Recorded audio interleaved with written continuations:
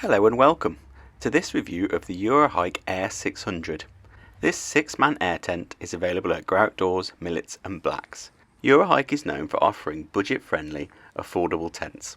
So let's have a look around this one and see if it offers good value for money.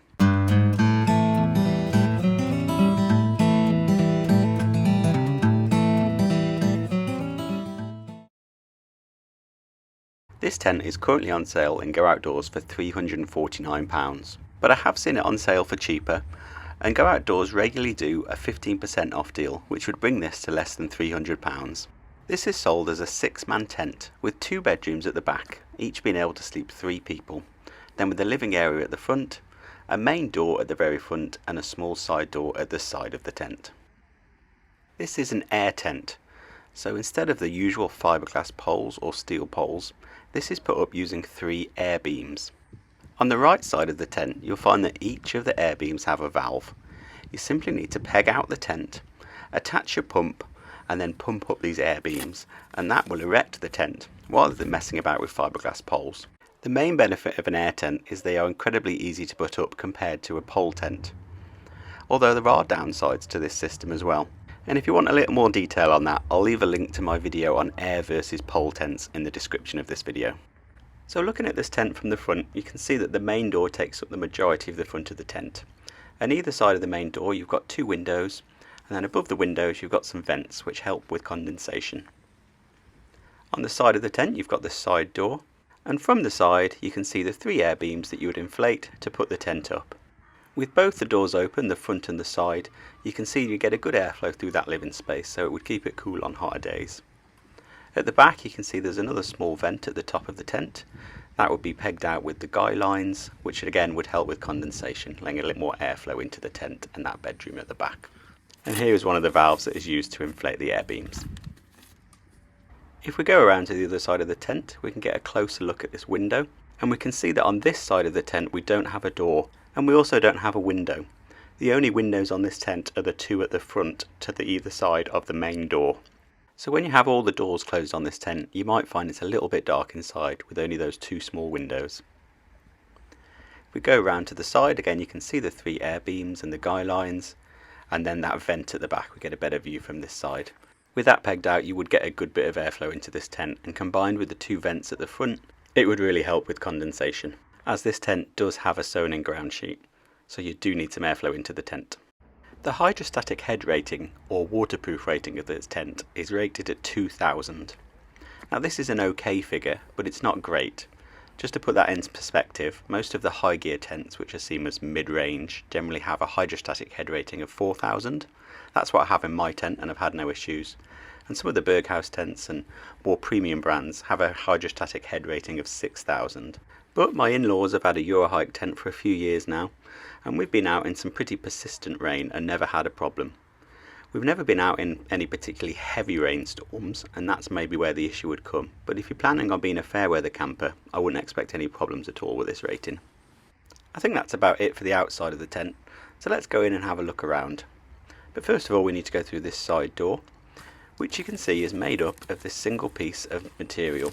Many tents will have the waterproof layer that zips down, and also a mesh piece inside, so you can open the door and have a breeze come in and have the mesh closed so you don't get bugs inside. So that's one of the things you are missing out on when you buy a budget friendly tent like this.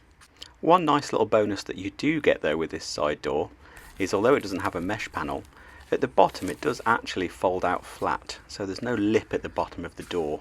You can peg that down so you have a completely flat entrance point.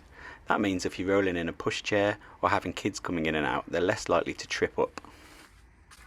Here you can see the vent, and below the curtains that cover the side windows. Both of the side windows have these curtains, which will unclip and roll up at the bottom like that. So you can have the windows with the light coming in, or you can have your privacy by putting up those curtains. This is the main front door. As you can see, it's quite large. And this one has the outer waterproof sheet, but it also has a mesh as well. So you can have the mesh down to keep the bugs out, but still let some air in. And with this being quite a large door, you could probably get quite a good airflow coming in from that, even without being able to do that with the side door, as it has no mesh. And down here on the left side of the living room, you can see the electric access point. Now this is only on one side of the tent. There isn't electric hookup access on the side of the tent with the door, although the door does zip down at either side and not at the bottom, so you probably could run an electric cable through if you needed access from that side. So that's the living area and the doors and the windows that we've looked at. So I think it's now time to have a look at the bedroom area of this tent. So here are the bedrooms. As you can see, there's two entrances, and in between them you have these storage pods, which are handy, always to put your shoes and bits and bobs in, keep the tent a bit tidier. And looking inside, you can see there is a sheet in between the two entrances to break this one bedroom pod up into two separate spaces. Down here on the side we've got some more storage. I really like it when they have these storage pods in the bedroom, great for putting your phone and keys and things in the evening. You can see there's a vent at the back. This isn't covered up, so it will let a lot of light in. It's just a mesh panel, but it will help with condensation. This is this panel in between. As you can see, it just clips in on sort of four corners. So you're not going to get a whole load of privacy from this, like if it was zipped around. But then again, even if it was zipped, it is just a sheet, so you're not going to get that much privacy anyway. But it is a nice way to break up this one bedroom pod into two separate sleeping areas. With the tent being 385 centimetres wide, taking into account the bedroom pod being smaller than the actual width, the bedrooms are going to be about 180 centimetres wide each. This gives you plenty of space for a good sized double bed in these.